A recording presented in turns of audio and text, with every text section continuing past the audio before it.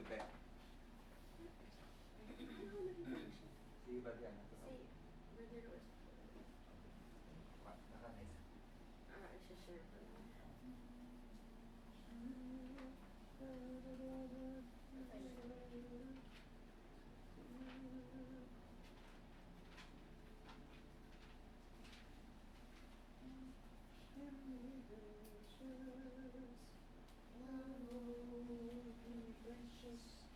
Nakanice. Share ko lang.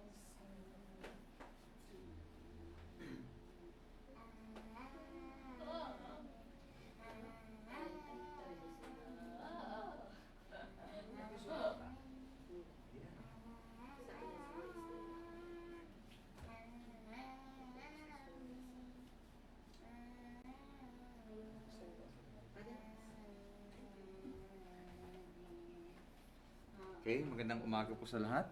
Today we bless the Lord dahil tayo po ay buhay at tayo po ay may kakayanan na sambahin ng Panginoon. Nakasama po ang ating mga mahal sa buhay, mga kapatid kay Kristo, no? So as we start this morning, I'd like to invite you to open your Bibles to Proverbs chapter 30 para po sa ating opening exhortation. Okay. Proverbs 30. Babasahin po natin verses 1 hanggang 5. Okay? Verses 1 hanggang 5. Proverbs 30, 1 to 5. Okay? At sa mga kaya pong tumayo, tayo po ay tumayo sa pagbigay galang po sa salita ng Panginoon. Verse 1, ang sabi dito, the words of Agur, the son of Jakeh, even the prophecy, the man spake unto Ithiel, even unto Ithiel and Ukal. Surely I am more brutish man than any man, and have not the understanding of a man. I neither learned wisdom, nor have the knowledge of the holy. Who hath ascended up into heaven, or descended? Who hath gathered the wind in his fists? Who hath bound the waters in a garment? Who hath established all the ends of the earth?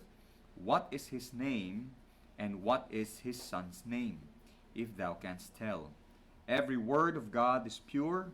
He is a shield unto them that put their trust in Him. Tayo po'y manalangin. Mahabaging Diyos at makapangyarihan, puno ng kabanalan. Panginoon, kami po ay nagpapasalamat na ngayong umaga, Panginoon, kasama po namin ang isa't isa at kasama namin, Panginoon, ang banal na Espiritu sa aming pagsamba.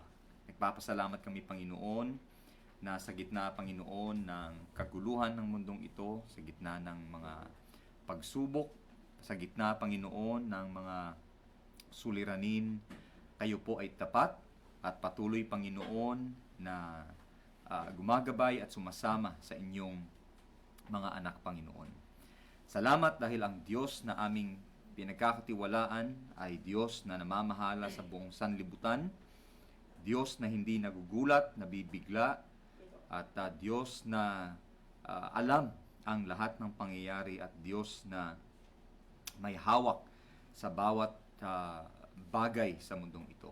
Panginoon, nais po namin kayong sambahin at pasalamatan ngayong umagang ito.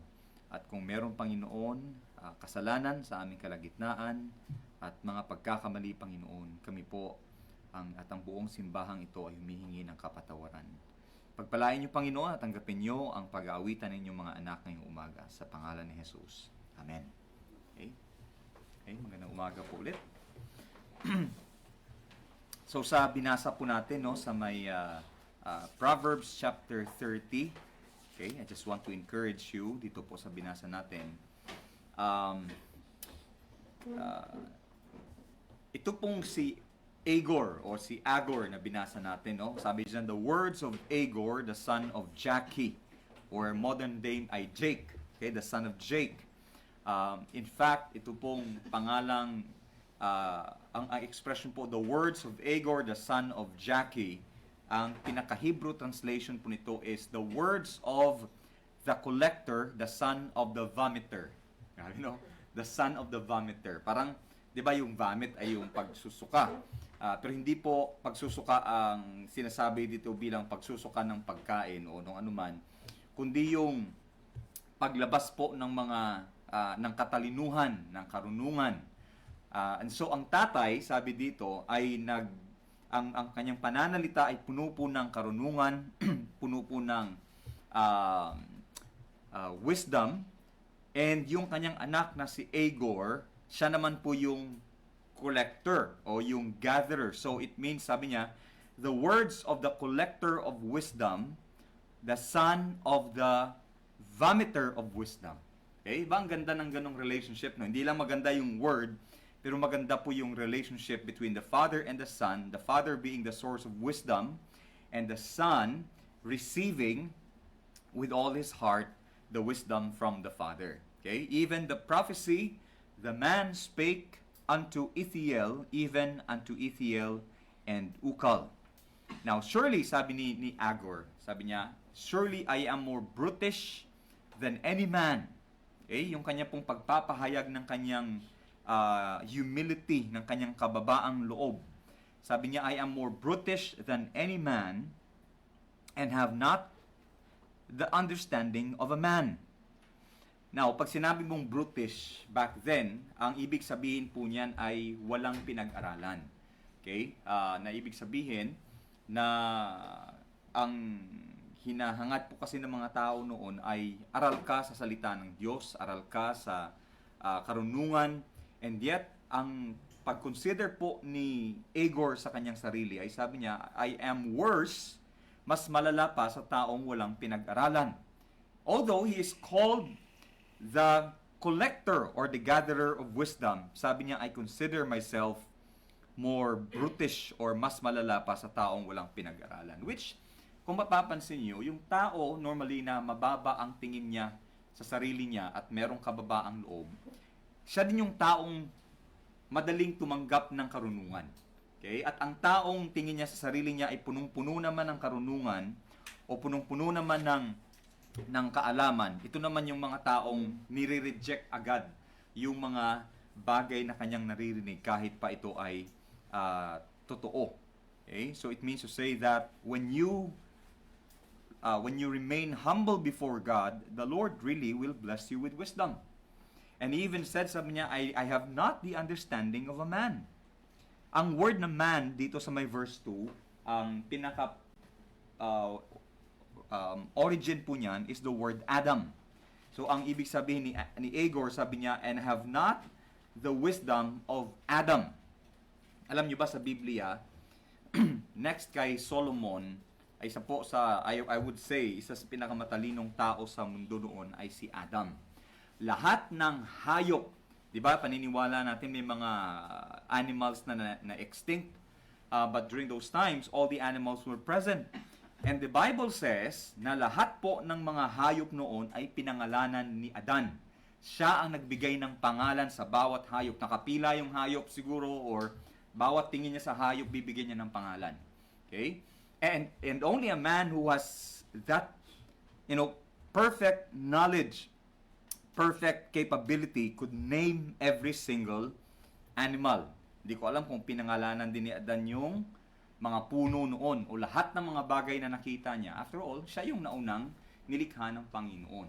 Okay? And the responsibility niya talagang pangalanan lahat yun. Okay? And so sabi ni Agor, sabi niya, I don't have the understanding of Adam.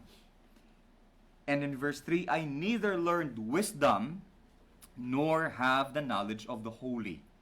Okay, sabi niya, I don't have the wisdom from the wisdom of God, and I don't have the knowledge of God, kasi merong mga bagay na alam ang Diyos na siya lang talaga ang nakakaalam. May mga bagay na alam tayo na ang Diyos lang din ang nagbigay sa atin, but we cannot contain all the wisdom of God. Okay? Parang sinasabi natin, the finite, ibig sabihin, pag sinabi mong finite, lahat ng nilikha ng Panginoon within time cannot contain the infinite. Okay? The entire wisdom of the divine, the entire knowledge of the divine cannot be contained in His creation or in a creature. Okay? So ibig sabihin, our knowledge is limited, our wisdom is limited, and we cannot know everything that God knows. Okay? Pero sabi niya, in verse 4, who hath ascended up into heaven or descended? Sino na yung nakaakyat sa langit, sabi niya, at nakababa? Meron bang nakaakyat na at bumaba?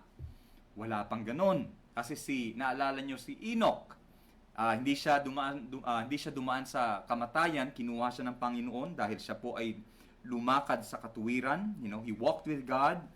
Si Elijah, okay, kinuha ng Panginoon gamit po yung nagliliyab na chariot, the chariot of fire. And yet, nung sila po ay kinuha ng Panginoon, hindi na po sila nakababa.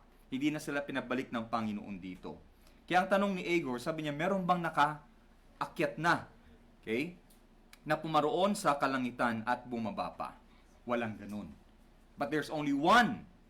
And that is the Lord Jesus Christ. Okay? Siya po ay, sabi niya, I came down from heaven. Siya po ay bumaba dito sa mundong ito. And then after the resurrection, may tinatawag po tayong ascension. Siya po ay bumalik sa Ama. And the disciples, the apostles, they were the very eyewitnesses of the Son going back to the Father. Okay? And sabi niya, who hath gathered the wind in his fists? May kilala ba kayo na kaya niyang hawakan ang hangin? Who hath bound the waters in a garment? Who hath established all the ends of the earth? What is his name? What is the name of this God? And what is his Son's name? Okay? Even in the Old Testament, meron na pala silang knowledge about God and his Son. Not only in the New Testament, but even in the Old Testament, may knowledge sila about God having a Son. Sabi niya, if thou canst tell. Okay? Can you tell me who he is? What is his name? Okay? And alam natin na walang iba kundi ang Panginoong Diyos. In the Old Testament, he is known as Yahweh. He is later known to be Jehovah.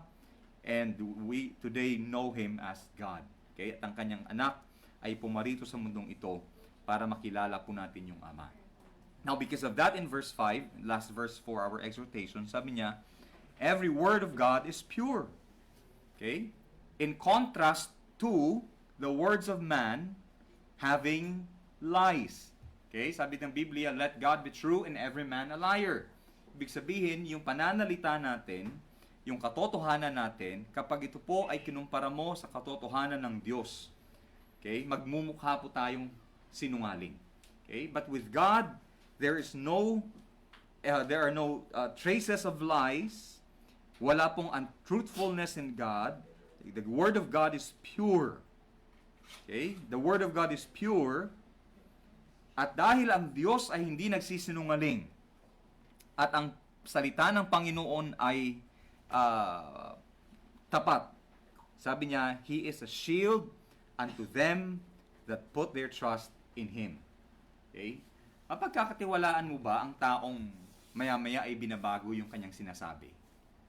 O mapagkakatiwalaan mo ba, makakampante ka ba sa taong ipinangako niyang gagawin niya to? O magmi-meet kayo sa ganito? Or tutulungan ka niya pagdating ng ganitong araw? Tapos, nung kailangan mo na, sasabihin niya bigla na, ay, pasensya ka na, may mas importante kasing kailangan asikasuhin, and all that. Okay? Most likely, the next time, hindi mo na pagkakatiwalaan yan. Kaya nga, mahirap kapag yung tiwala po yung nasira. It's very difficult to rebuild. Okay?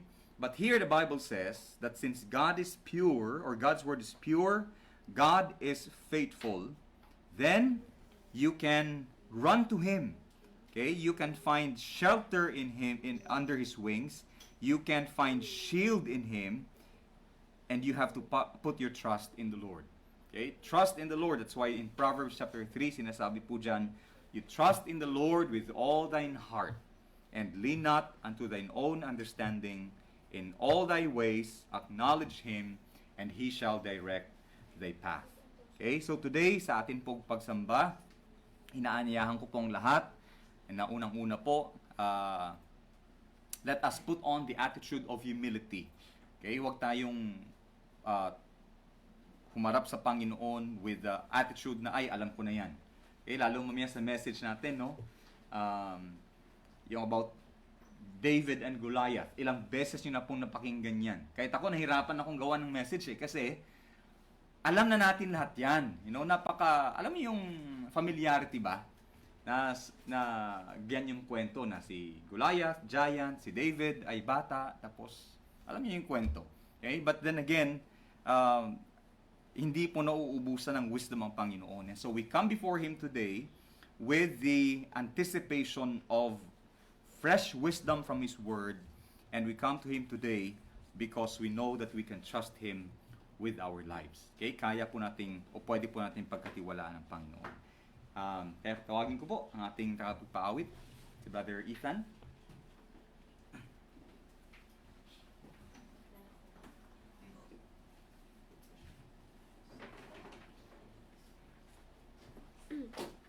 Morning po sa lahat. Our first hymn is hymn number 81. Daddy. Supposed to be now or later? Who flung the stars out into space? Hymn number 81, right now sing. Who flung the stars out into space and holds them in their proper place? Who like a curtain stretched the sky to make a place for birds to fly? Who sends the wind and sun and rain to nourish fields of golden grain? Who forms the seed that makes the wheat and gives us daily bread to eat? Who in the winter sends the snow? Oh, tell me who, if you should know, who has designed each lovely flake? What wondrous power did it take? Who made the never-ending sea? Who formed the grass, the vine, the tree? Who made the cattle on the hills and creeping things in rocks and rills? Who holds all things within His hands? Who owns all houses, fields, and lands? Who keeps our souls each passing hour? No man has this almighty power. It is the Lord and He alone. Man has no glory of his own. We have no goodness we can claim, so let us publish His great name. He takes a sinner vain and wild and makes him as a little child, subdues his will and guides his feet, and draws him to the mercy seat. Let all creation lift its voice, and in the Lord let us rejoice. Let all His words praise and confess the glory of His righteousness. Our next hymn is hymn number.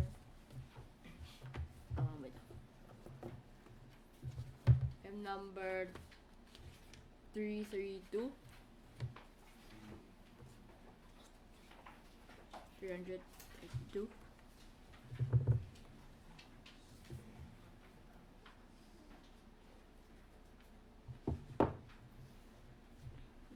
Standing on the promises of Christ my King. Hymn number 332. Standing on the promises. Ready now, sing. Standing on the promises of Christ my King, through eternal ages let His praises ring. Glory in the highest I will shout and sing, standing on the promises of God. Stand Standing on the promises of God, my Savior. Standing, standing. I'm standing on the promises of God. Standing on the promises that cannot fail. When the howling storms of doubt and fear assail, by the living word of life I shall prevail. Standing on the promises of God. Standing, standing, standing on the promises of God, my Savior. Standing, standing,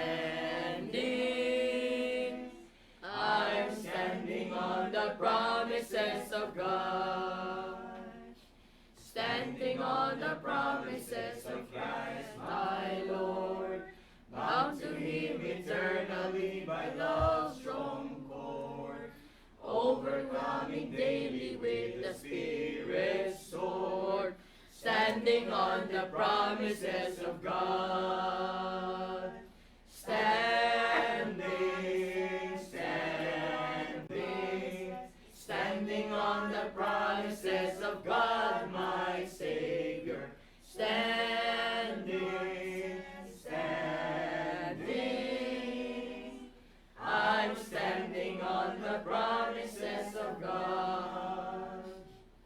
Standing on the promises I cannot fall, listening every moment to the Spirit's call, resting in my Savior as my all in all, standing on the promises of God. Standing, standing, standing on the promises of God, my Savior.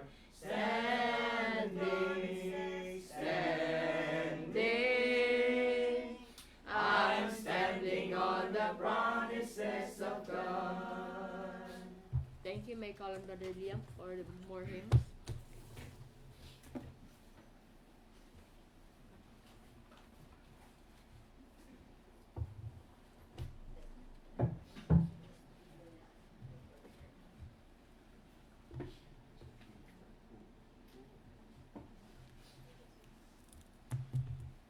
Morning sa lahat. Our next hymn is hymn number 49.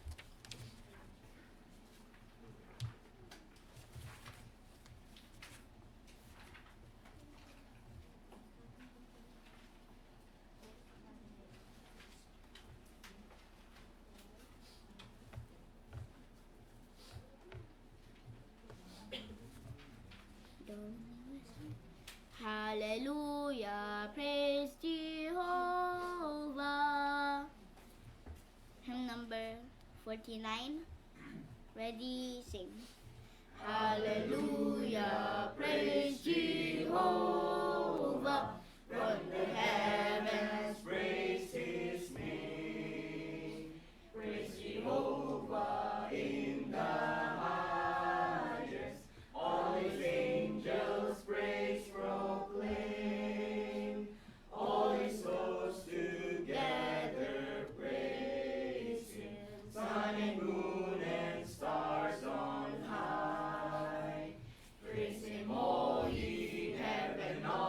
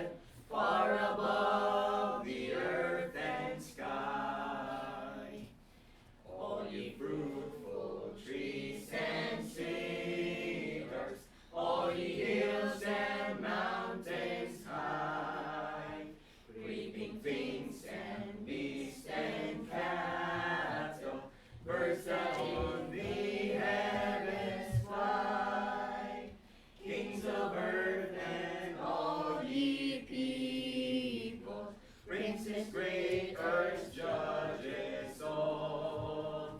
Praise his name, young men and maidens, aged men and children small. Let them praise and sing Jehovah, for his name alone is high.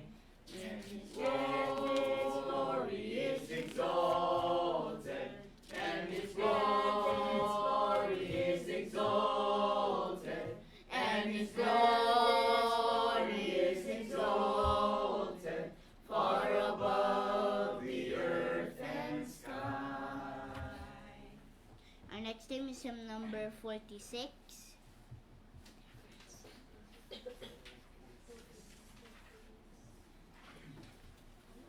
Just the same today. Do, re, mi, fa, sol.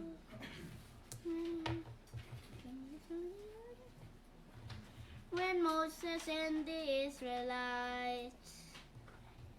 Hymn number 46. Just the same today. When Moses. Ready, sing. When Moses and the Israelites from Egypt's land did flee, behind them were proud Pharaoh's host, in front of them the sea. God raised the waters like a wall and opened up the way.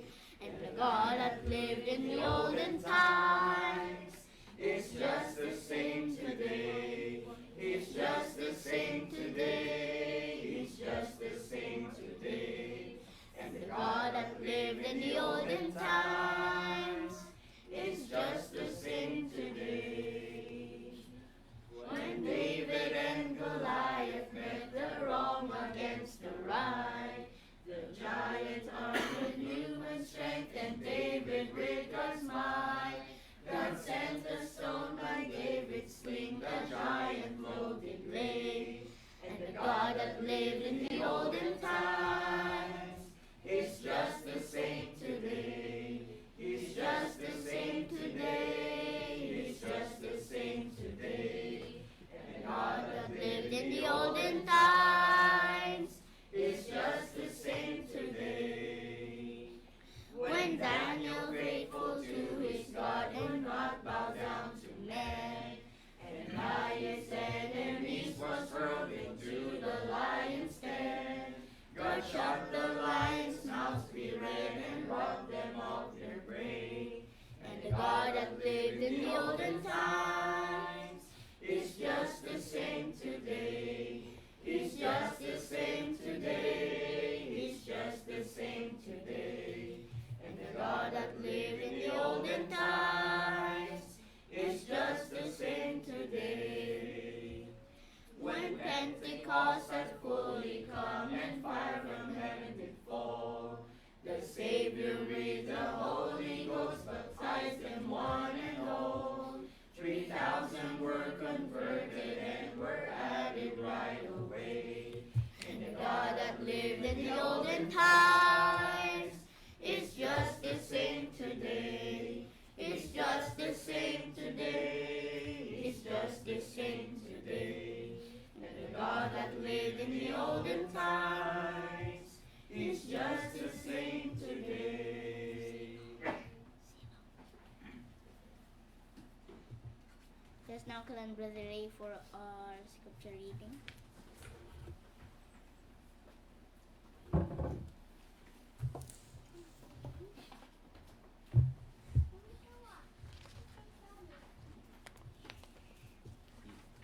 Magandang umaga po muli sa ating lahat. So this morning we will proceed po sa ating scripture reading sa book of Joshua. Joshua chapter 10 verses 28 to verse 43.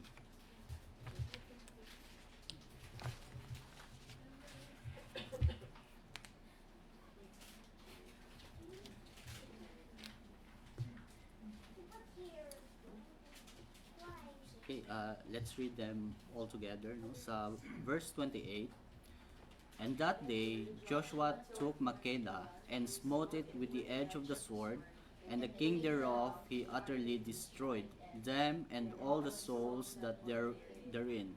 He let none remain, and he did to the king of Makkedah as he did unto the king of Jericho. Then Joshua passed from Makkedah, and all Israel with him, unto Libnah, and fought against Libnah. And the Lord delivered it also, and the king thereof, into the hand of Israel, and he smote it with the edge of the sword, and all the souls that therein, he let none remain in it, but did unto the king thereof, as he did unto the king of Jericho. And Joshua passed from Libnah, and all Israel with him, unto Lachish, and encamped against it, and fought against it. And the Lord delivered Lachish into the hands of Israel, which took it on the second day, and smote it with the edge of the sword, and all the souls that were therein, according to all that he had done to Libnah.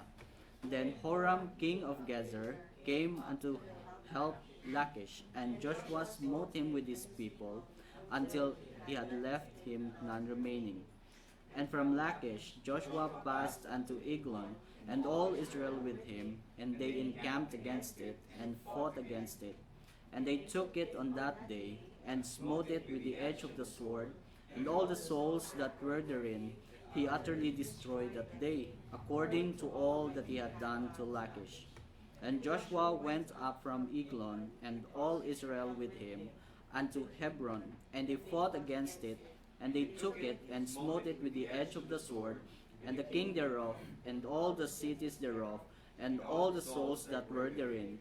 He left none remaining, according to all that he had done to Eglon, but destroyed it utterly, and all the souls that were therein.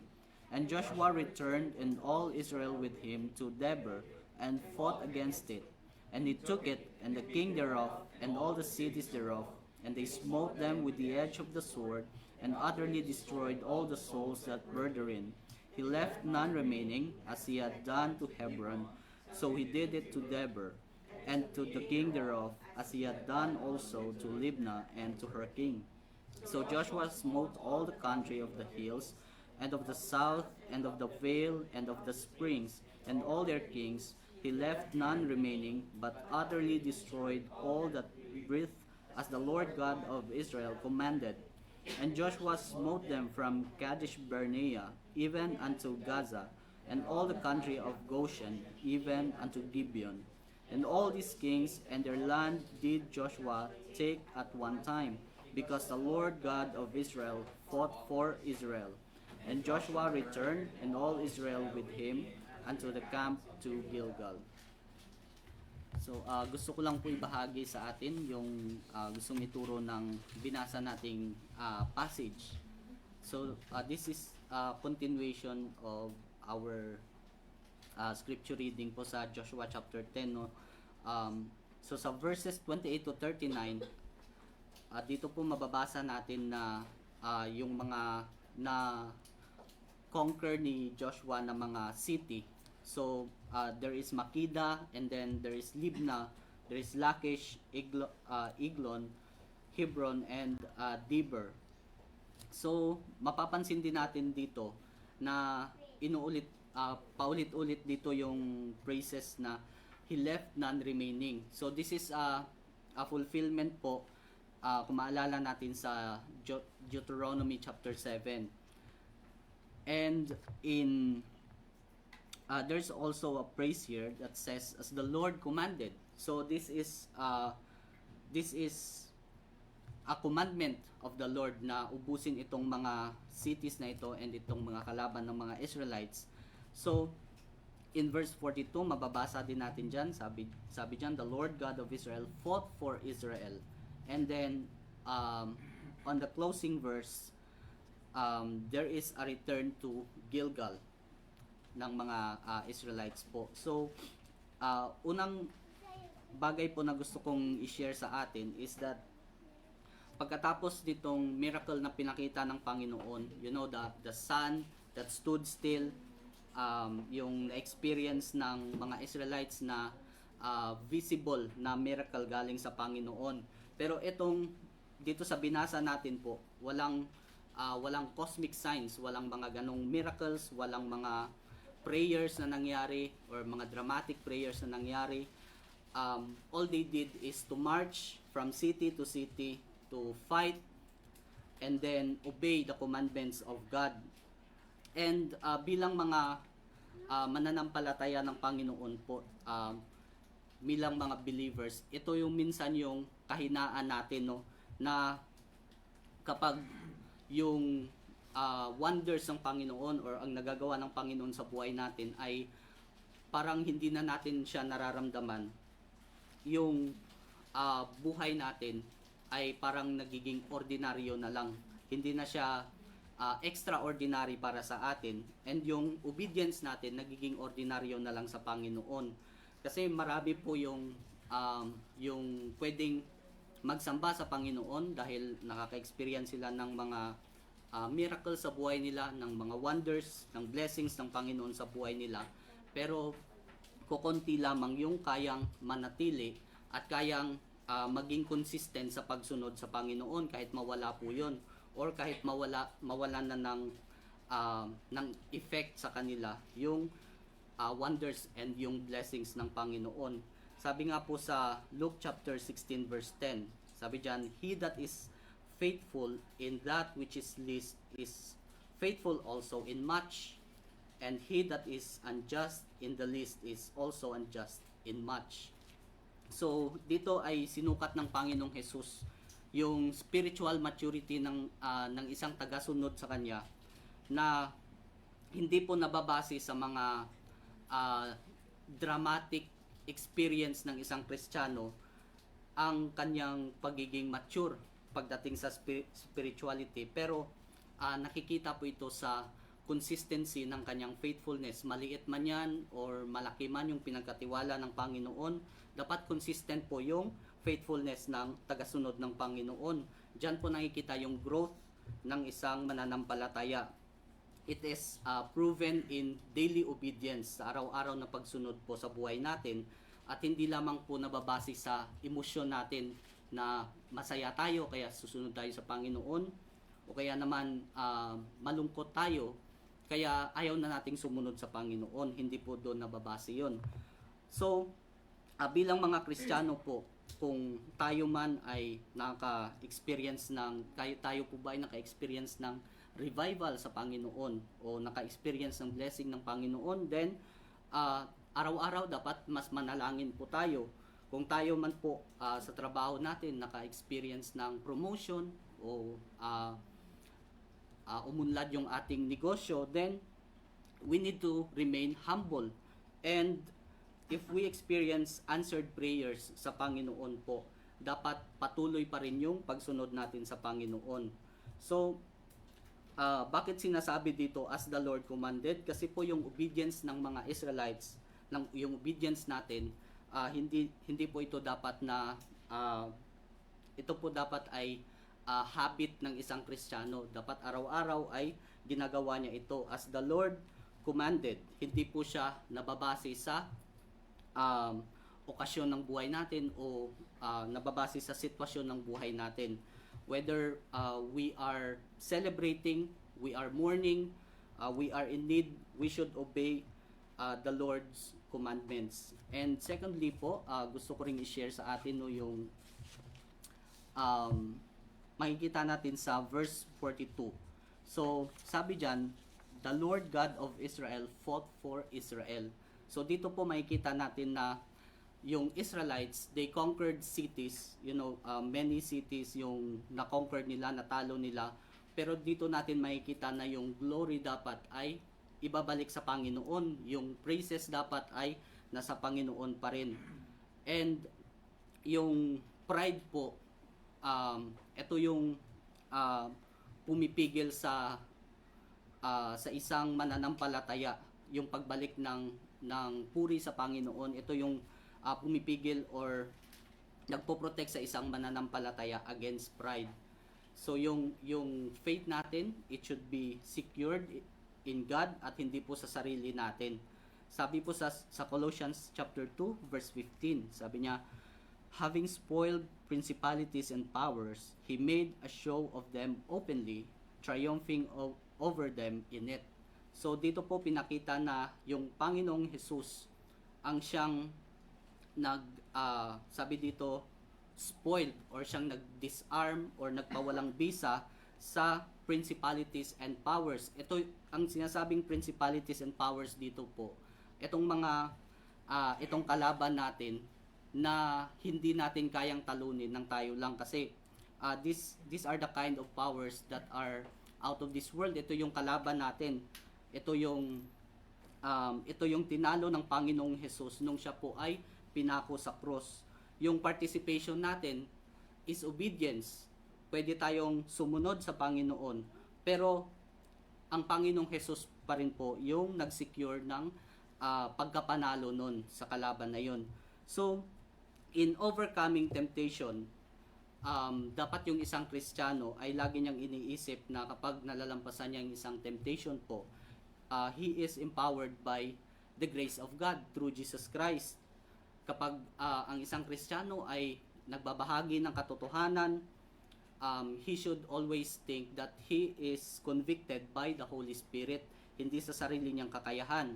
At pag yung isang Kristiyano ay nagli-labor, dumadanas ng struggle sa kanyang buhay bilang Kristiyano, dapat po ay consistent siya kasi ang Panginoon po yung nagpo-produce ng bunga ng kanyang pagpapagal. So dito sa binasa natin, sino po ba talaga ang totoong nanalo? Walang iba po kundi ang Diyos.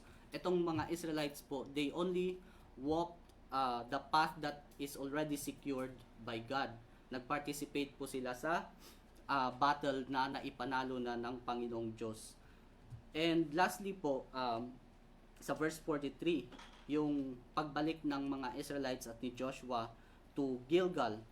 So, yung Gilgal po, kung maalala natin sa chapter 5 ng Joshua, this is the place where sabi ng Panginoon, the reproach was rolled away. Yung covenant nila ay na-renew sa Panginoon. And this is also the place where their identity was restored to God. Their first Passover, yung pinakaunang Passover na ginanap sa bansa na ito sa pagpasok nila sa Promised Land. And dito po nawala yung provision ng manna, yung pinoprovide sa kanila ng Panginoon na pagkain, and pinalitan po ito ng mga biyaya na ipinagkaloob ng Panginoon sa pamamagitan ng nakikita nila sa kanilang paligid, yung available sa kanilang paligid po. And this is where the total surrender before their conquest was done. So, sa isang mananampalataya po, yung pinaka-danger after makaranas ng pagkapanalo or after nila makaranas ng blessings or answered prayers sa buhay nila is independence. Kasi minsan pag yung mga panalangin natin nasasagot na pag nabibigay na lahat ng pangangailangan natin, ang tendency po ng isang Kristiyano ay nagiging independent siya sa Panginoon. Yung para bang isipin niya na meron na ako, hindi ko na kailangan yung Panginoon. So yan po yung nakakatakot kapag ang Panginoon ay nagbigay ng biyaya sa atin. Sabi nga ng Panginoong Jesus po sa John 15:5, "Without me, you can do nothing." Sabi ng Panginoong Jesus, kung wala ako, wala kayong kayang gawin. And tulad po ng pag-return ni Joshua at ng mga Israelites sa Gilgal, the place where the reproach was rolled away, the place where the covenant and the identity was restored, tayo po bilang mga Kristiyano is also encouraged to return to Christ. So, sa cross, sa Calvary, yung reproach or yung shame ng kasalanan, ito po yung tinanggal ng Panginoong Jesus. Yung identity natin ay na-restore sa Panginoong Jesus. And sa cross po na yon ay secure ng Panginoong Jesus yung panalo or yung victory, yung eternal life na ipinagkaloob niya po sa atin at sinecure niya para sa atin. So ngayon po bilang mga Kristiyano, bilang mga niligtas ng Panginoon and bilang mga ni-restore ng Panginoon sa Ama, tayo po ay lumalakad not already to be accepted, but we are walking a righteous life from acceptance because of Jesus Christ. Dahil tinanggap tayo ng Panginoon, tayo po ay naglalakad sa katwiran at sa kaluwalhatian. So bakit ang kwento natin ay nag-end dito sa pagbabalik nila sa Gilgal? Because yung tulad po ng mga Israelites, yung pagkapanalo, yung victory through Jesus Christ must always end in worship. Kung saan na-renew yung kanilang identity, doon sila babalik, doon sila mag-worship sa Panginoon, doon sila magde-depend ulit sa Panginoon, doon sila mag-aalay ng pagpupuri at pasasalamat sa Panginoon. So, in closing po, sa buhay natin bilang mga Kristiyano po, siguro naka-experience din tayo itong na-experience sa mga Israelites na the sun stood still. Kumbaga, yung mga prayers, mga impossible prayers natin na nasagot ng Panginoon, yung deliverance ng Panginoon sa sitwasyon na parang akala natin imposible na po tayong makatakas, and yung victory na ginawa ng Panginoong Jesus na tingin natin ay hindi po natin deserve. Ito yung mga na-experience natin sa Panginoon na akala natin ay napaka-imposible na, gaya ng pinakita ng Panginoon na posible po dahil ginawa ng Panginoon.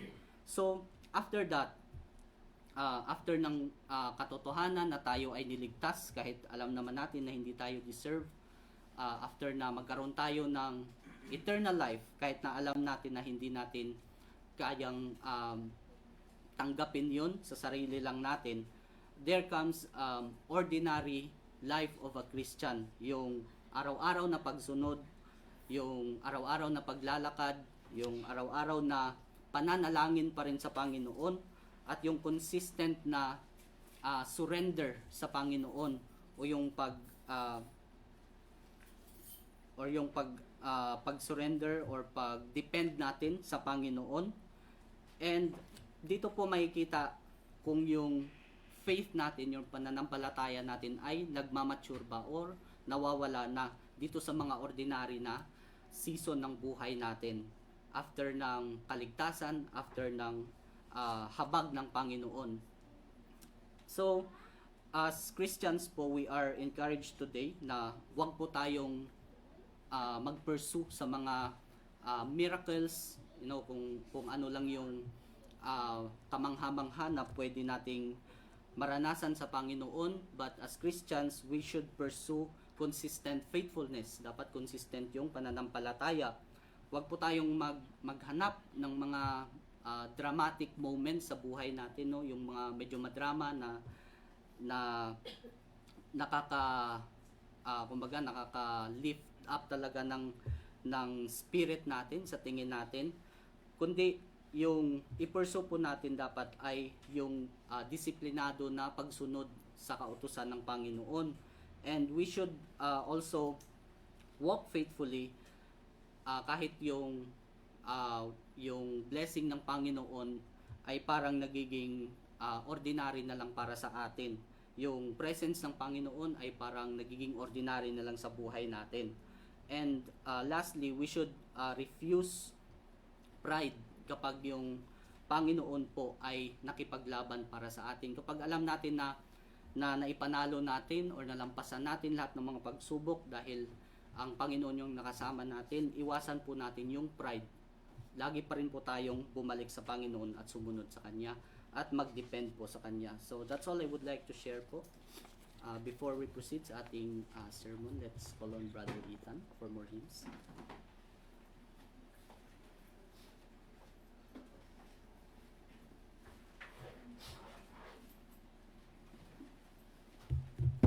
Thank you, Meg.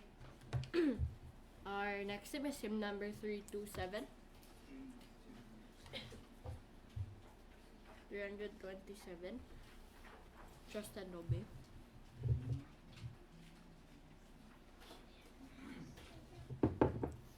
When we walk with the Lord.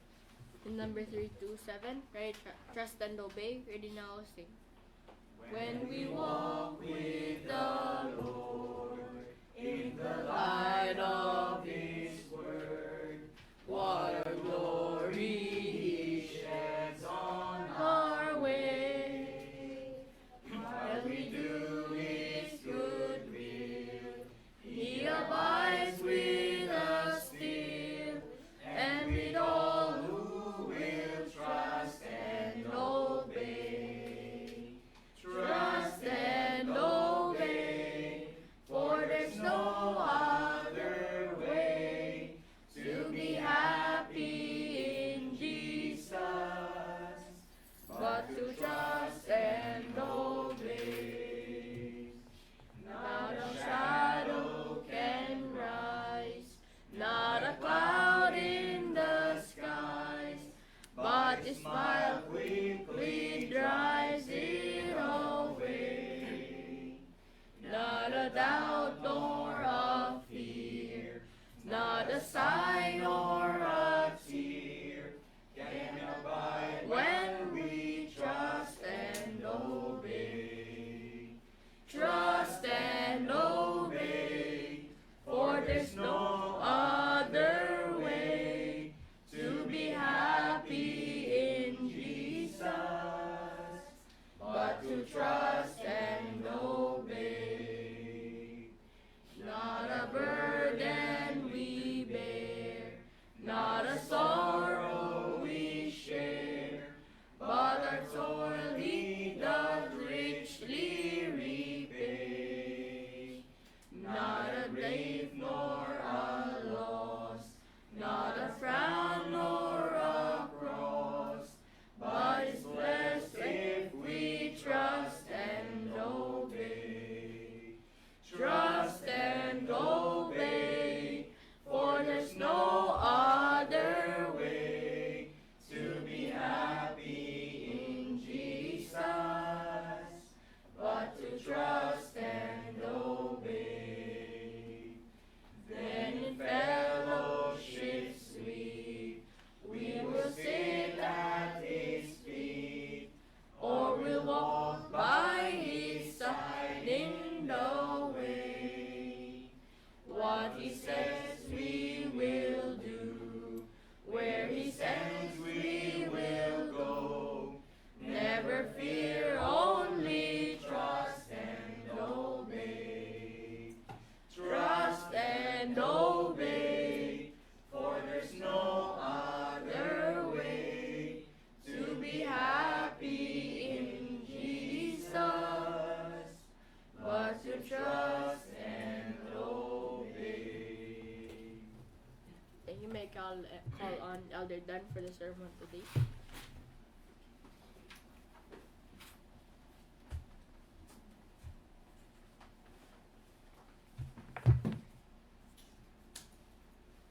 Okay, let us open our Bibles to the book of 1 Samuel.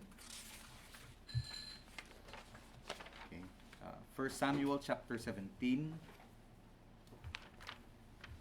Ang babasahin po natin ay verses 41 to 54. Okay, 1 Samuel chapter 17 verses 41 to 54. Verse 41, ang sabi po dito, "And the Philistine came on and drew near unto David, and the man that bare the shield went before him. And when the Philistine looked about and saw David, he disdained him, for he was but a youth, and ruddy, and of fair countenance. And the Philistine said unto David, Am I a dog, that thou comest to me with staves? And the Philistine cursed David by his gods.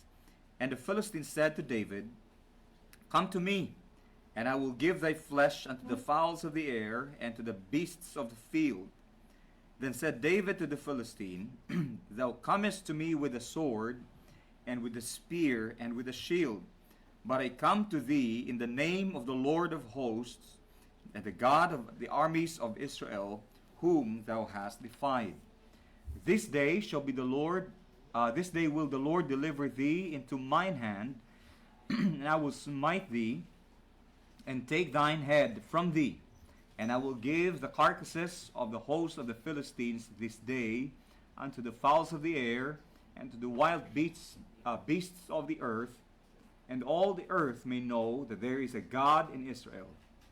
And all this assembly shall know that the Lord saveth not with the sword and spear, for the battle is the Lord's, and he will give you into our hands. And it came to pass, when the Philistine arose and came and drew nigh to meet David, that David hasted and ran toward the army to meet the Philistine. And David put his hand in his bag, and took thence a stone, and slang it, and smote the Philistine in his forehead, that the stone sunk into his forehead, and he fell upon his face to the earth. So David prevailed over the Philistine with a sling and with a stone, and smote the Philistine, and slew him, but there was no sword in the hand of David. Therefore David ran, and stood upon the Philistine, and took his sword, and drew it out of the sheath thereof, and slew him, and cut off his head therewith. And when the Philistines saw their champion was dead, they fled. And the men of Israel and of Judah arose and shouted, and pursued the Philistines, until thou come to the valley, and to the gates of Ekron. And the wounded of the Philistines fell down by the way of Shaaraim, even unto Gath and unto Ekron. And the children of Israel returned from chasing after the Philistines, and they spoiled their tents. And David took the head of the Philistine, and brought it to Jerusalem, but he put his armor in his tent. Okay, may the Lord bless the reading of His Word. Tayo po panandali ang manalangin.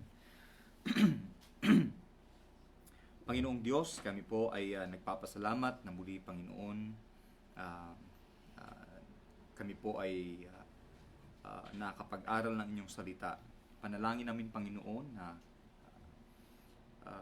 ihanda po ninyo ang aming mga puso't isipan para sa mga narinig at mga maririnig pa lang, Panginoon, ngayong araw na ito.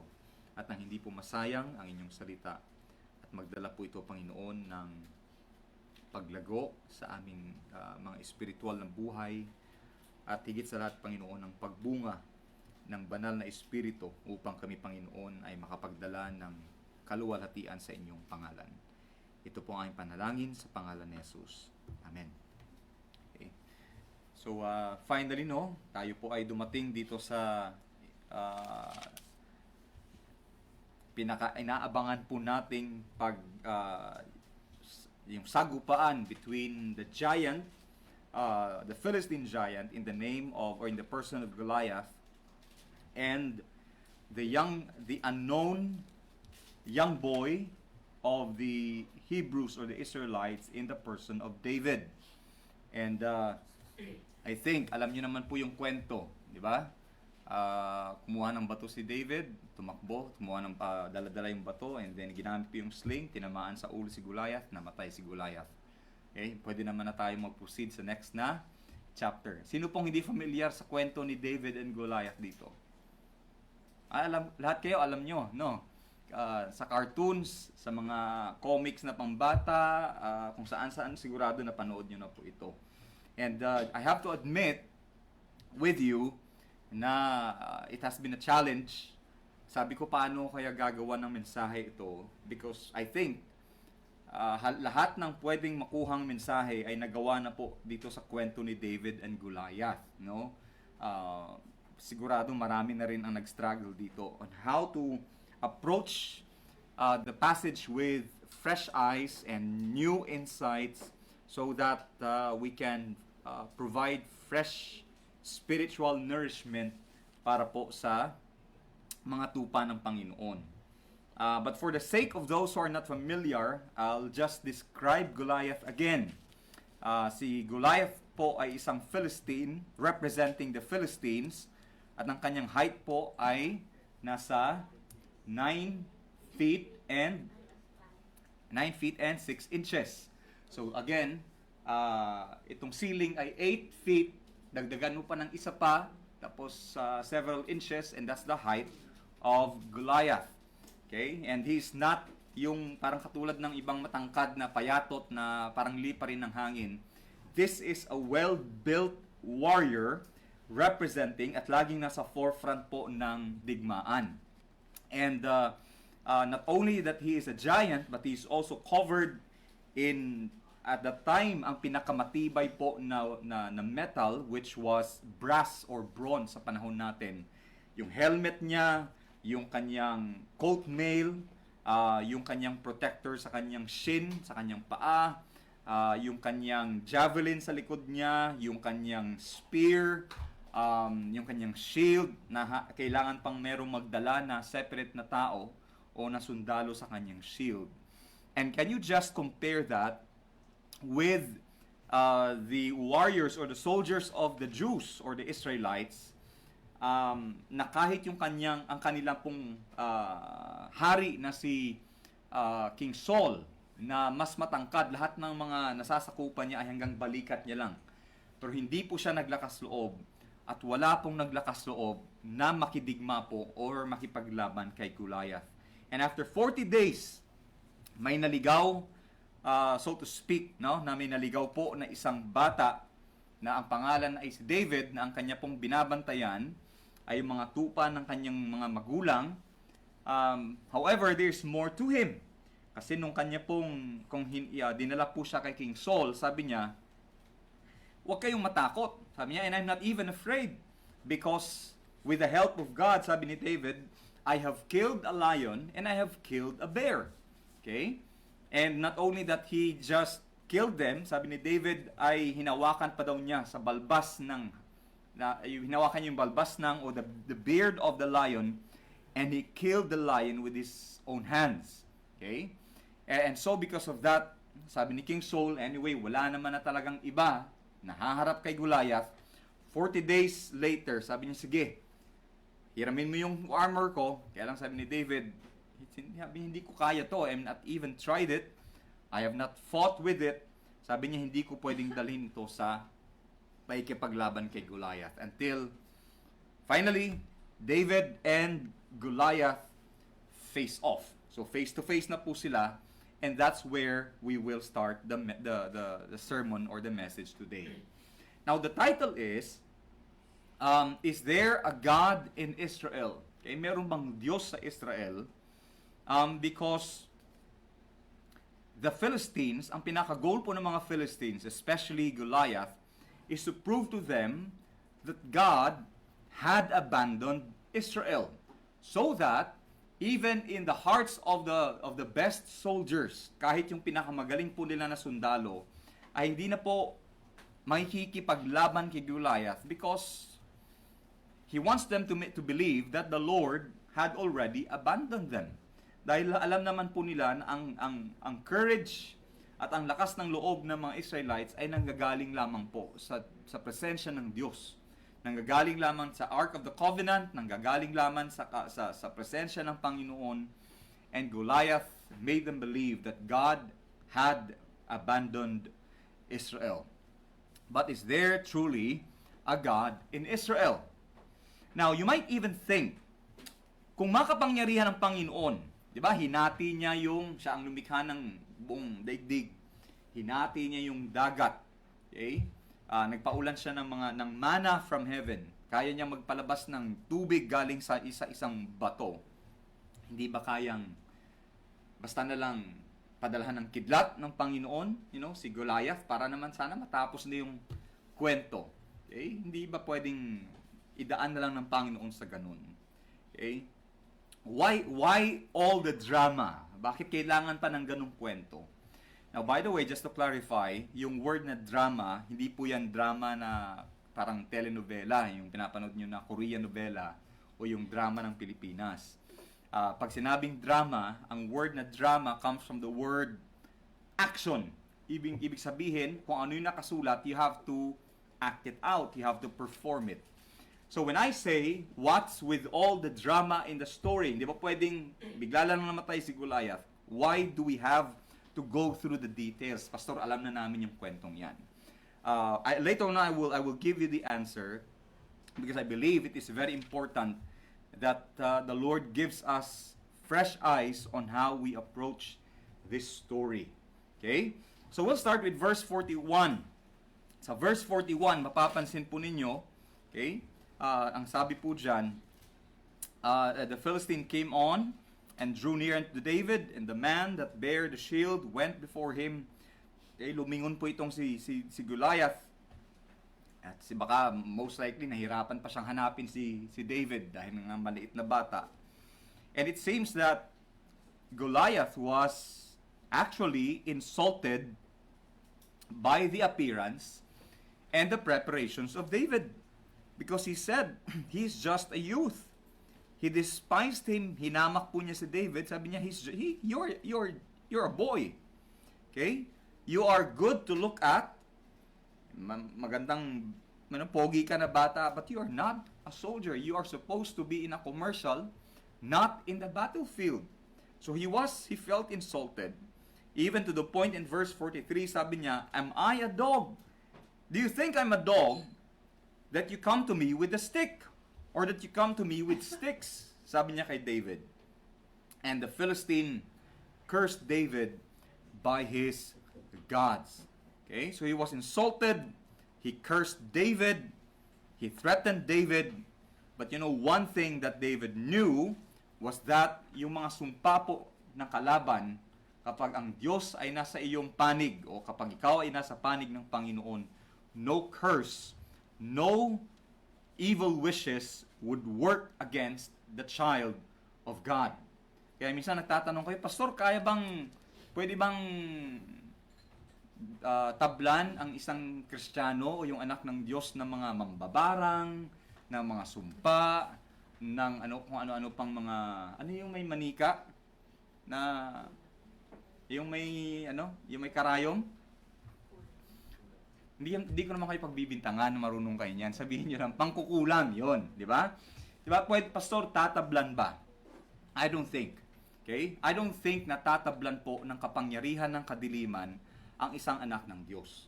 Dahil alam natin na nung tayo po ay muling ipinanganak, when we were born again, we became indwelt by the Holy Spirit. And the Bible says that greater is He.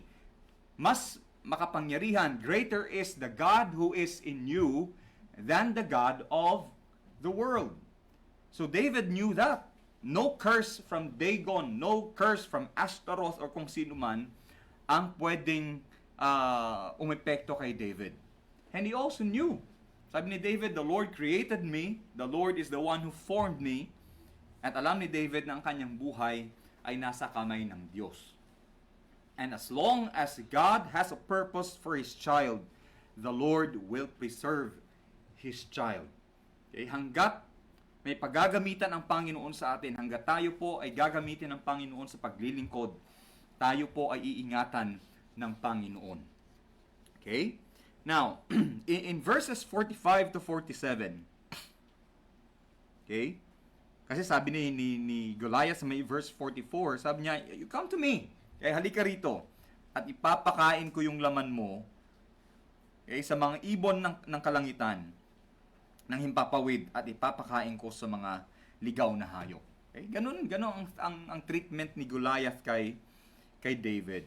But you see in verse 45 it says, and that said David to the Philistine, thou comest to me with a sword, with a spear, and with a shield, but I come to thee in the name of the Lord of hosts, and the God of the armies of Israel, whom thou hast defied. Okay? Now, I just want you to pause, let us pause a little bit, and I want you to see the power or the powers behind the encounter between David and Goliath. In verse 43, Goliath cursed David by his gods. Verse 45, sabi ni David, I come to thee in the name of the Lord of hosts. Which tells us na yung encounter between David and Goliath is more than just an encounter between two human beings. I believe this is a conflict between the power of darkness, represented by Goliath, and the power of light, or the kingdom of light, represented by David himself. Which means, in this world, you are either representing the enemy or you are on the side of the Lord. Okay, dalawa lang naman kasi yan. You know, the kingdom of darkness and the kingdom of light. The kingdom of Satan and the kingdom of the Lord Jesus Christ. And it is always, there's always a conflict. There's always a war or a battle between the kingdom of darkness and the kingdom of God. Okay? Akala lang natin, Pastor, parang highly civilized naman na tayo. Tapos we have peace. Wala naman, Pastor, akong nakikitang mga threat. But then again, as Apostle Paul said, we do not war against flesh and blood. We war against the powers of darkness. So that, you know, he even admonished, you know, inutusan po niya yung mga anak ng Panginoon, you have to put on the whole armor of God. Not the physical armor, but you have to put on the shield, the helmet, take the sword, you have to put on your boots, and all that because you are fighting a spiritual battle.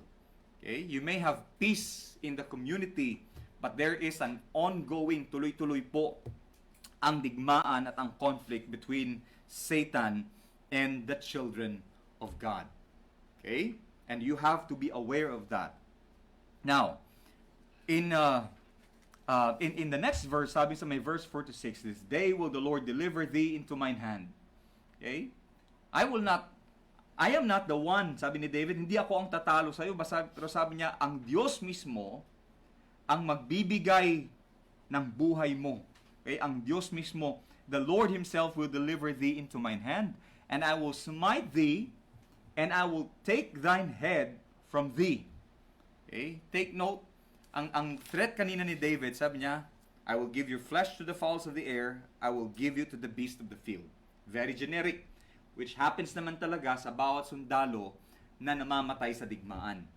You know, the vultures, yung eagles back then, and then, pagpipiestahan po ng mga wild beast yung katawan o yung mga bangkay ng mga naiiwang mga sundalo. But take note how specific the declaration of David appears to be in verse 46. Sabi niya, the Lord will deliver you into mine hand, I will kill you, and I will even behead you. Sabi niya, pupugutan kita ng ulo, Goliath. Grabe, no? Alam na alam ni David. And how do you do that, David? You know, look at our heights. Okay? Tingnan mo naman yung height natin, David. Para bang, I don't know how kung gaano katangkad si David noon, pero alam natin yung height ni Goliath, na maliban na lang yung espada mo talaga ay mahaba, o may panungkit sa dulo, okay? Pwede mong pugutan ng ulo si Goliath.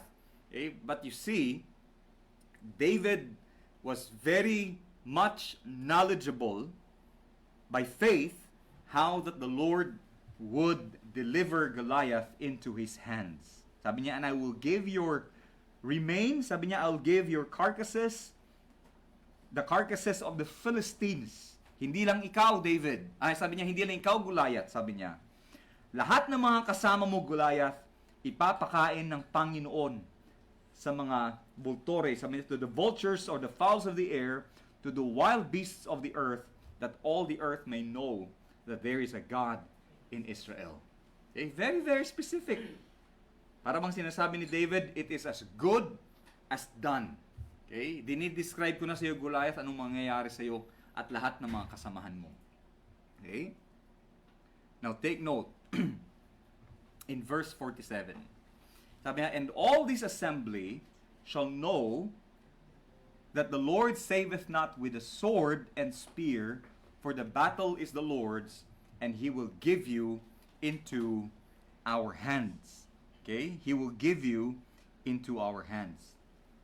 Now, I want you to take note of the line, the battle is the Lord's. Okay? Sabi niya, itong labanan na ito ay sa Panginoon ito. Now, it will mean, or it may mean, that it is the Lord who fights for David. It also may mean that it is David who fights on behalf of the Lord. Pero the way I see it, ang confidence ni David is not only that God is fighting for him, much more than that. ang nakikita ko po dito is that since ang sabi ni David, the battle is the Lord's. Ibig sabihin, itong sagupaan na ito, okay? It is the Lord who is on top of this. Ibig sabihin, He's not just taking the side of Israel, but He is the one who is on top of this encounter. You know, that He is, kumbaga, sa isang ganap, sa isang production, sa isang presentation, He is the director of all this. Okay? He decides who wins. And He decides who bites the dust. He decides who goes home as a victor, and He decides who goes back to the earth. Okay? This battle is the Lord's. Ibig sabihin, David knows. Okay? David knows that, you know, the Lord is not one of the players of this battle. Okay? Ikaw at ako, we are players in the battle. Kumbaga sa chess, ang Diyos hindi siya yung hari, hindi siya yung isang mga pieces sa chessboard. He is the one who dictates what happens in this game. Okay? The battle is the Lord's. And He decides the outcome. At most likely, pinaalam na ng Panginoon kay David na kung sino talaga ang mananalo dito. Okay? And so I think you've been anticipating this in verse 48. So Goliath charges. Okay? Goliath charges. In verse 48 it says, "And it came to pass when the Philistine arose, and he came and drew nigh to meet David." Okay? Siya yung lumapit kay David. And you also see David running towards Goliath. Okay? And he ran toward the army to meet the Philistine. Now in verse 49, okay? By the way, di ba minsan, alam niyo yung mga pelikula ng mga Indiano sa Bollywood na tatakbo si bida, tatakbo yung kalaban, tapos biglang magpo-pause, magsuslow mo, magpo-pause, tapos may ibang angulo ipapakita. Mag-pause po muna tayo, ha? Okay? Because I want you to see the comparison. I just want to take you back again. Okay? And I want you to see the very contrast between David and Goliath. Okay? Here it says, and you will find that in chapter 17 as well, sa early part, that Goliath, again, has a brass helmet. I just want to point out the difference. Ang helmet ni Goliath is a brass helmet. He has a brass coat mail. He has a brass shin guard. He has a javelin. He has a spear and a shield. And not to mention, he's a giant. Okay? You see? Goliath again. And take note of David. Anong dala ni David? David has a staff, yung kanyang tungkod. He has a sling. He has stones or 5 stones. And he has a scrip. So a staff, a sling, stones, and a scrip. A scrip is yung shepherd's bag. Yung parang pouch ni David. Okay? If you were to choose, okay? If you were to choose, kaninong weapon kaya ang pipiliin nyo? Humanly speaking, sigurado yung kay Goliath. But you see, since alam na po natin yung kwento, sabihin nyo, Pastor, doon ako sa sling tsaka stone, alam ko naman mangyayari. Of course. Okay? But if you look at this from the from a man's perspective, pipiliin mo talaga yung kay Goliath. Okay? Now, 49. Okay? Puntahan na po natin. I know you want to see this. And David put his hand in his bag. Habang tumatakbo si David, kumuha si David ng isang bato. You know, he puts his hand in his bag and took thence a stone, and then he slang it. Okay? By the way, hindi po tirador ang ginamit ni David, ha? Okay? Ang gamit po ng mga shepherds back then, dalawang lubid po, parang leather na strap or string. Tapos sa dulo po niyan ay, okay, i-draw ko na lang po sa inyo. So yan, let's say sling, okay, ito po yung dulo. Tapos meron siyang parang lagayan dito. So both ends, they meet, lalagay mo yung bato dito. Okay, and then you you sling it. Okay, you sling it, and then you release the one end of the sling, at you have to release tsaka sa makakawala yung bato. And that's how exactly David did it. Okay? And David put his hand in the bag, took thence a stone, slang it, and smote the Philistine in his forehead. Okay? This is a work of a miracle. Okay? Sabi ng iba, David, he's too big, you cannot beat him. Sabi siguro ni David, he's too big, I cannot miss him. Okay? Sabi ni David, lalaki niyan, sigurado tatamaan ko yan. Alam niyo ba, we watched the video of how accurate this sling is. Nakaya talaga niyang mag-hit ng bullseye. Kahit malayo, kayang-kaya kapag expert nang gumagamit ng sling.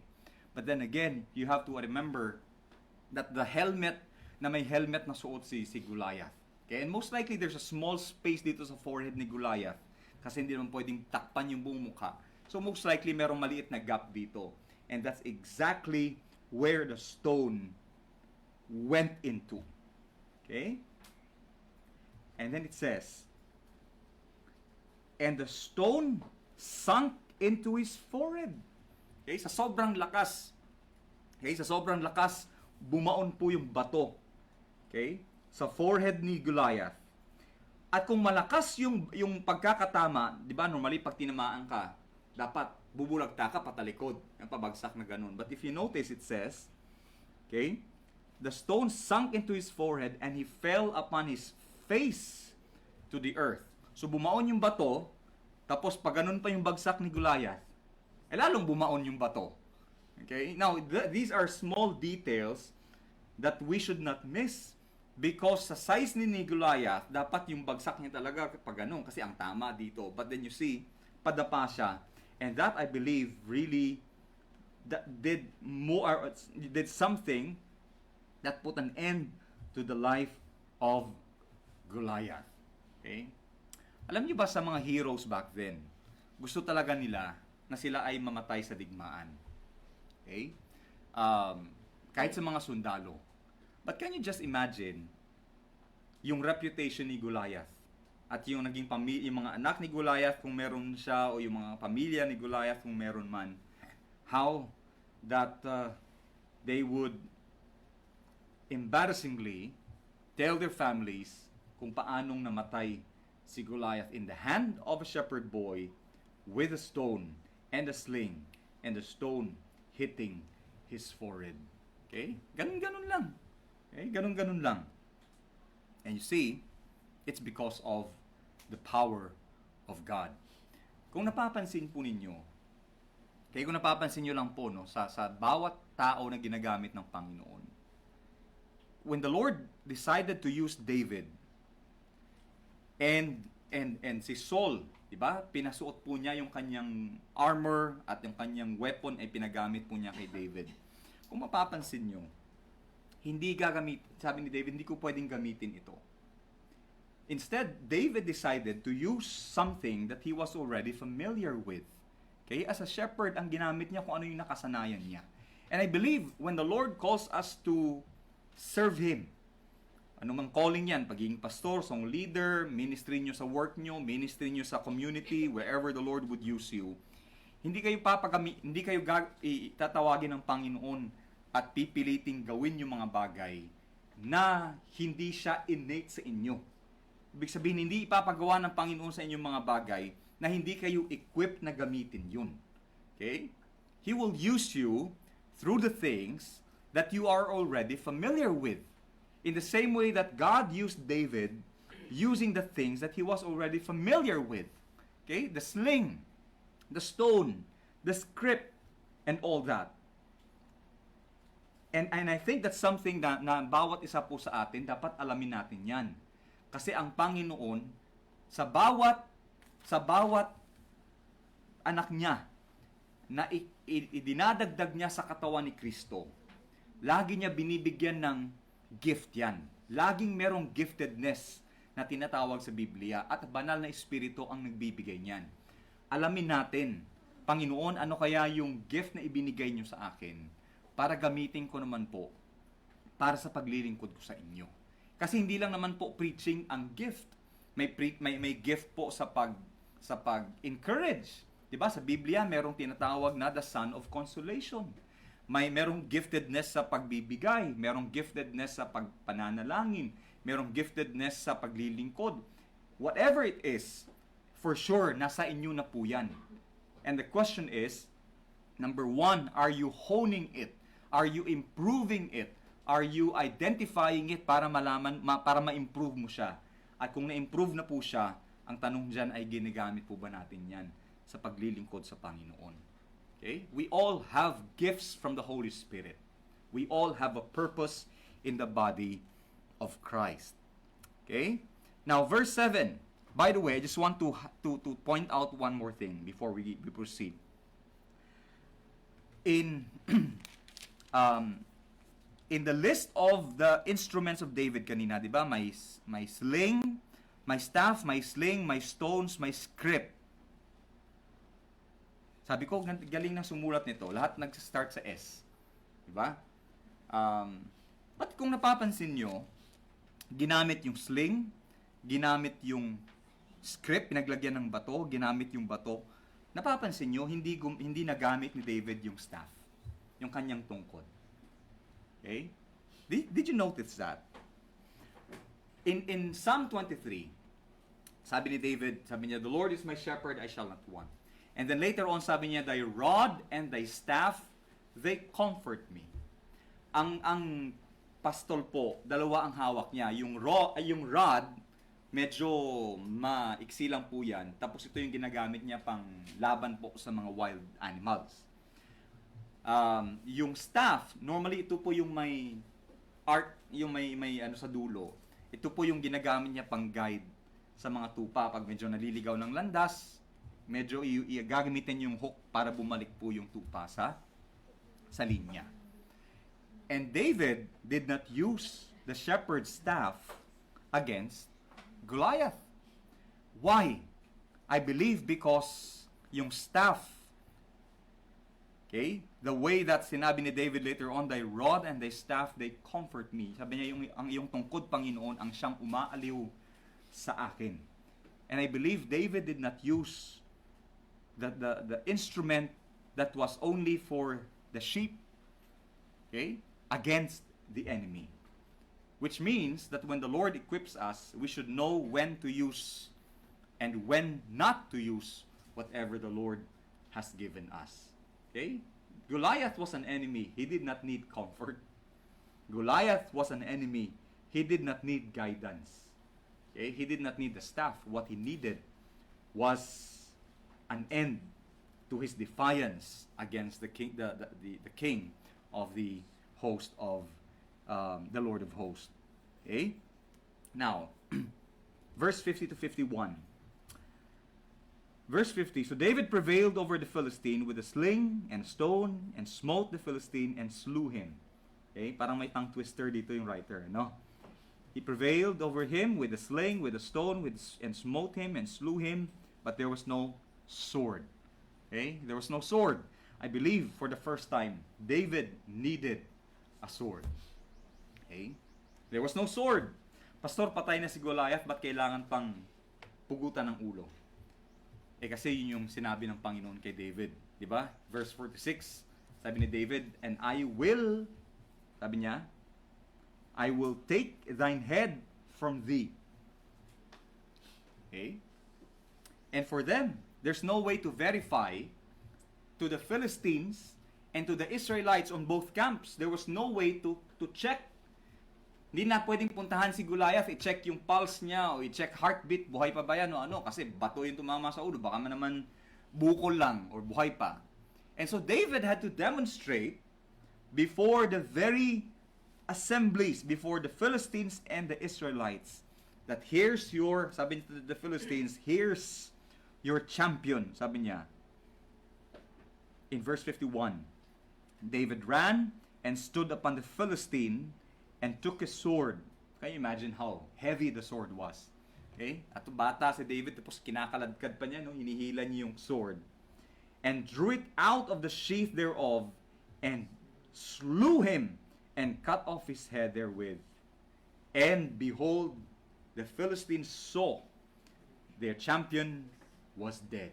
Doon nila nakita, patay na nga talaga. Siyempre, humiwalay ba naman yung ulo sa katawan, patay talaga. And that's when they lost their courage and they fled. Okay? They lost their courage and they fled. And verse 52, the men of Israel and Judah, nung nakita din nilang napugutan ng ulo si Goliath, they shouted and pursued the Philistines until they came to the valley, to the gates of Ekron, and the wounded Philistines fell down by the way to Sharaim and to Gath and to Ekron, and the children of Israel returned from chasing after the Philistines, and they spoiled their tents, and David took the head of the Philistine. May paniniwala pa sila noon na yung ulo, they would preserve it for quite a while. Para bang ilalagay nila sa parang tubig na may solution para medyo magtagal as a trophy of what they have done to the enemy. Napanood nyo ba yung The Mask of Zorro? Okay? Hindi. Bata pa kayo. Okay? Kung napanood nyo yun, The Mask of Zorro, yung kalaban doon, napatay nyo yung kapatid, no, ng bida. Tapos yung ulo nilagay niya sa jar. Tapos pinreserve niya. Parang ginamitan niya yata ng alcohol or something. Tapos sumandok siya doon at ininom pa niya. Okay? And that's how they umbaga pinagmamayabang nila, no, as proof of their victory. And I believe I'm not sure kung yun ang ginawa ni David, pero ang sabi dito, and David took the head of the Philistine and brought it to Jerusalem. Okay? Dinala niya sa Jerusalem. Pero yung armor ni Goliath ay iniwan po niya sa kanyang tent. Okay? And that's what happened to Goliath. Okay? Now, going back to the question kanina, what's with all the drama? Okay? What's with all the action? Bakit kailangan pa ng ganong action? Bakit kailangan pa nating pag-aralan? Well, because I want to answer the question, is there a God in Israel? Okay? Is there a God in Israel? And in verse 46, sinagot po dyan kung bakit kailangang malaman. Because ang sabi sa may verse 46, in the last part, that all the earth may know that there is a God in Israel. Okay?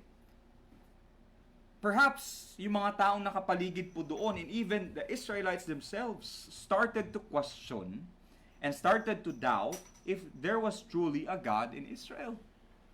Okay?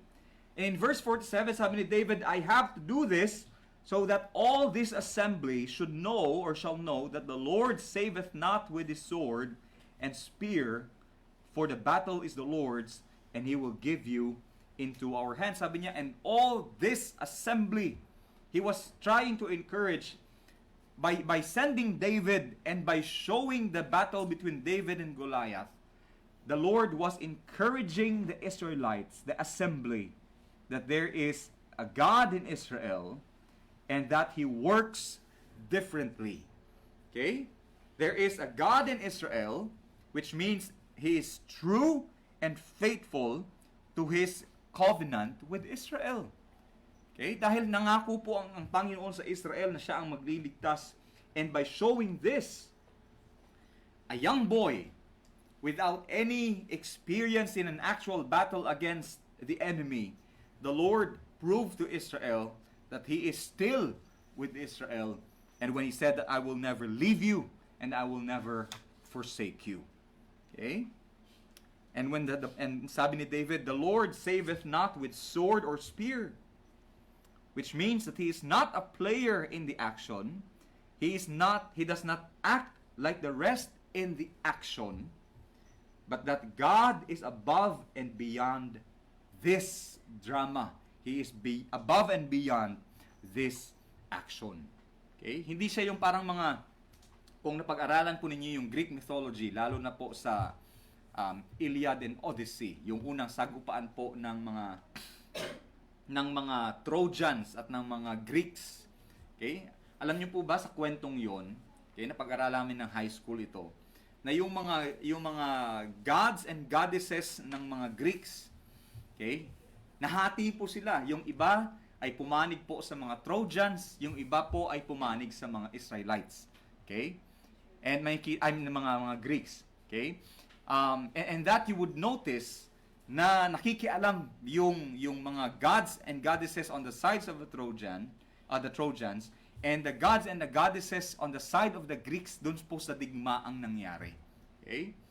And yet you would see here in the story that true that God is with Israel, but not only that, God is beyond, okay, the happening and the action in this story. Na kahit sa buhay natin, okay, not only that God is with us, we also believe that God is in control of all the things in the world. Na dapat ang isang Kristiyano, hindi po siya nawawala ng pananampalataya. Hindi po siya nawawala ng pag-asa na para bang pag natalo ang isang Kristiyano o pag may Kristiyanong namatay o may Kristiyanong bumagsak, ay tapos na po ang labanan. Okay? God is beyond that.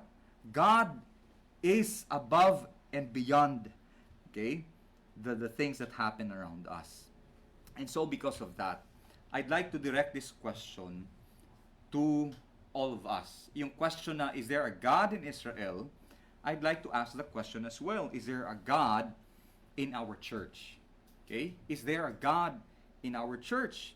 Pastor, bakit niyo po tinatanong yan? Hindi ba guaranteed? Hindi ba automatic na pag may simbahan ay nandun agad yung presensya ng Panginoon? There's no guarantee. Why?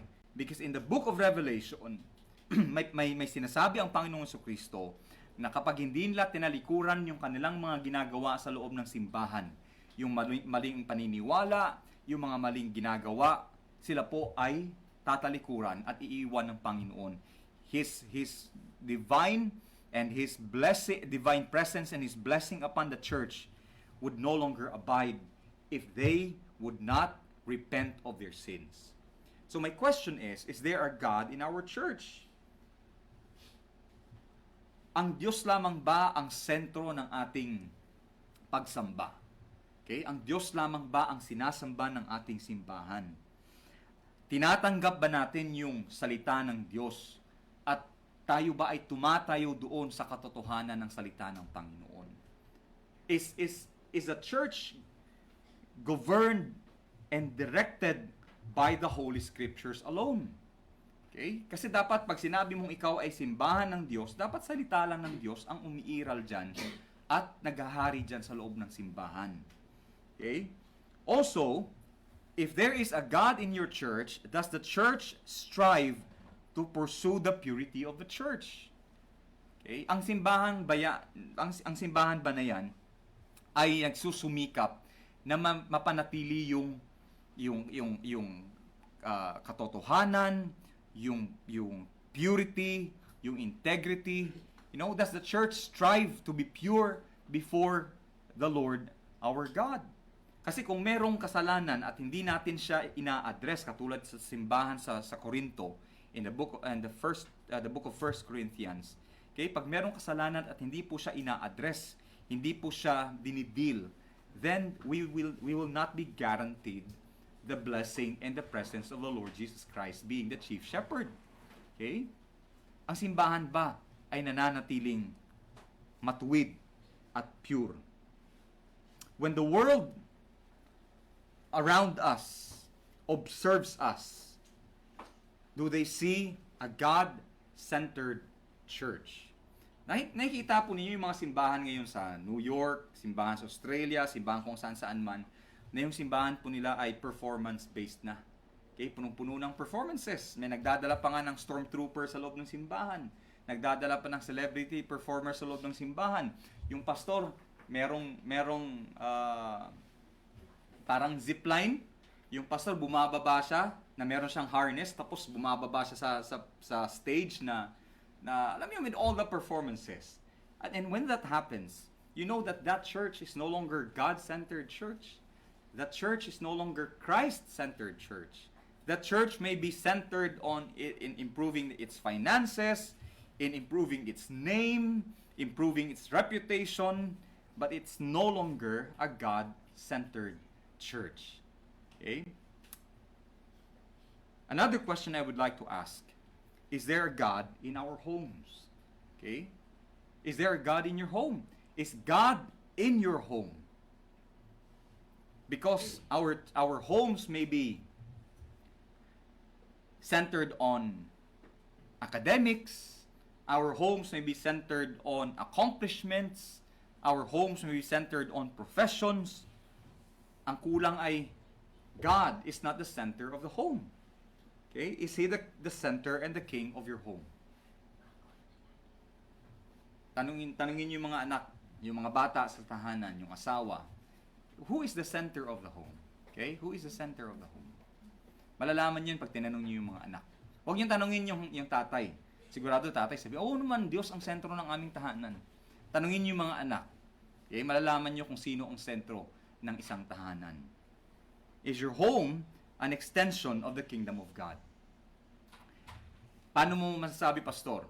Kapag yung behavior nyo sa tahanan ay iba sa behavior nyo sa simbahan, kapag kasama nyo mga Kristiyano, mga kapwa nyo Kristiyano, iba yung behavior, tapos pag dating sa loob ng bahay, iba yung behavior, there is an inconsistency there. Okay? Ibig sabihin yan, nag-iiba ang pag-uugali pag walang ibang nakatingin. Ibig sabihin yan, yung bahay, yung tahanan, ay hindi siya extension ng kaharian ng Panginoon. Okay? Na para bang uniforme lang, isusuot lang natin yan pag pupunta ng simbahan. Pagdating sa bahay, huhubarin natin sa labas. And then we will revert to our old lives, to our regular lives, pagpasok natin ng tahanan. And so my question is there God in your homes? When our neighbors observe us, would they see God? Okay? Pag tinitingnan yung mga kapitbahay natin yung buhay natin, masasabi ba nilang, ay, mga anak ng Diyos yan? Or sasabihin kaya nilang, ay, wala namang pinagkaiba sa atin yun eh. Okay? Wala namang pinagkaiba yun. The way na magsalita, the way na mag-behave pag may mga problema, the way na yung pakikitungo sa iba, would they say that this man, this home, has God as their king? Okay? Pag may problema yung tahanan, ito yun, isa pang malalaman nyo kung may Diyos sa loob ng tahanan. Pag may problema, anong unang ginagawa? Nananalangin ba? Or nagwawala ba? Or nag-aaway-away ba? Nagkakagulo ba? Ano bang unang ginagawa pag may problema sa loob ng tahanan?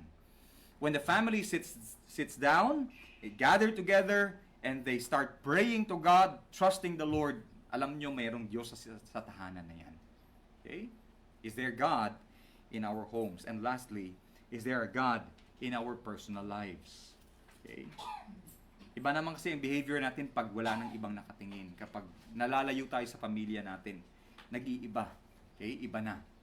Is there a God in our personal lives? Does our personal conduct demonstrate fear of God? Okay?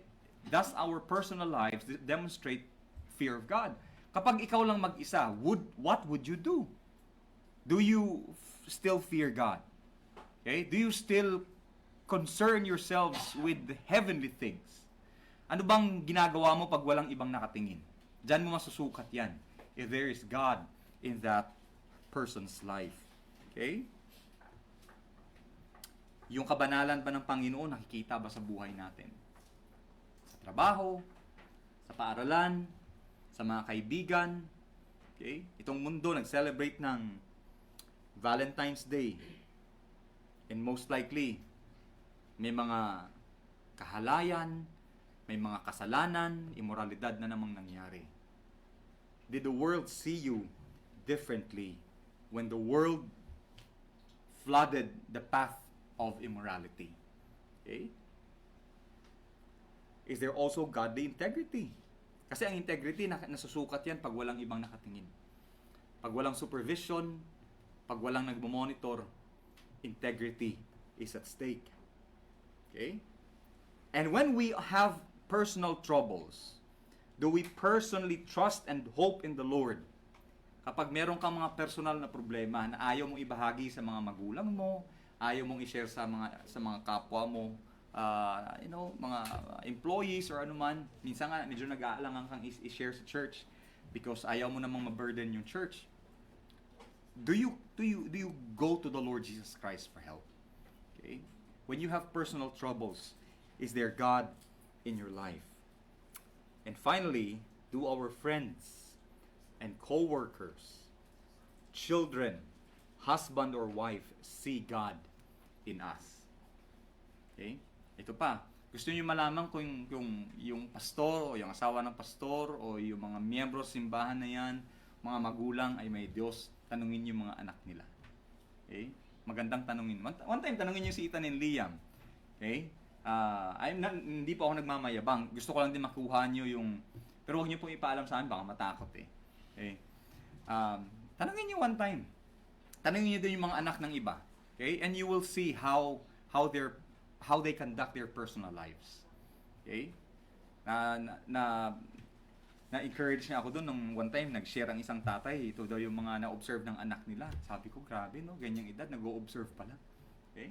And it could be a burden, at the same time it could be a blessing.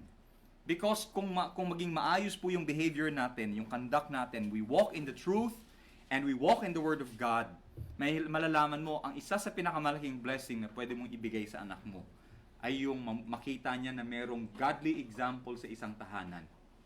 At yung makita niya na yung mga magulang niya pag may mga problema ay nagtitiwala sa Diyos. Okay? Kasi yung mga napag-aralan, the academic achievements and all that, professions and all that, anybody could get that.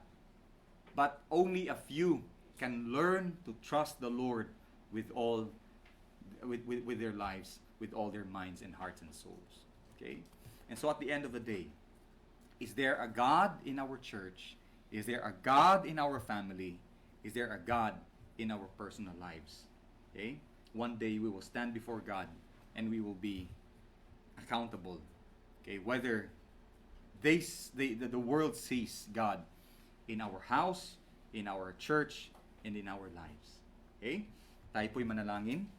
Panginoong Diyos, salamat po dahil merong Diyos na naghahari, merong Diyos na namamahala sa kanyang nilikha, merong Diyos na pwedeng lapitan ang bawat tupa na dumaranas ng kahirapan, na nahaharap sa pagsubok, na nahaharap sa mga tukso, Panginoon.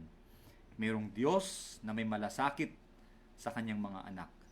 At ito, Panginoon, ang aming pinangahawakan.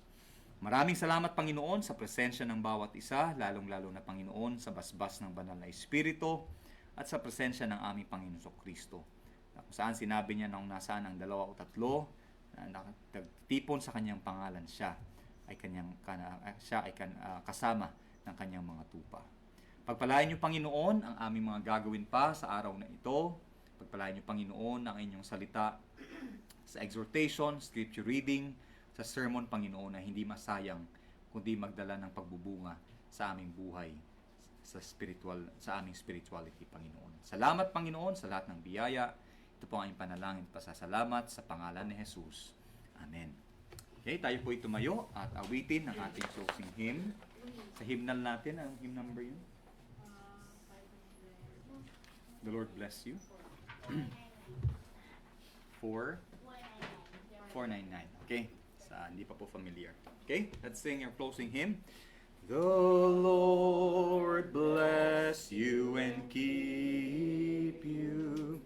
The Lord lift His countenance upon you and give you peace, and give you peace. The Lord make His face to shine upon you and be gracious unto you. Be gracious. The Lord be gracious, gracious unto you. Amen. Amen. Amen. Amen. Amen.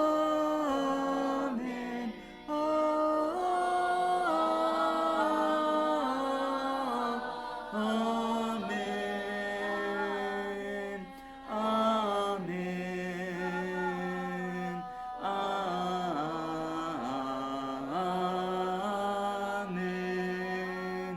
Amen. May the Lord bless you. At dyan po nagtatapos ang ating gawain ngayong umaga.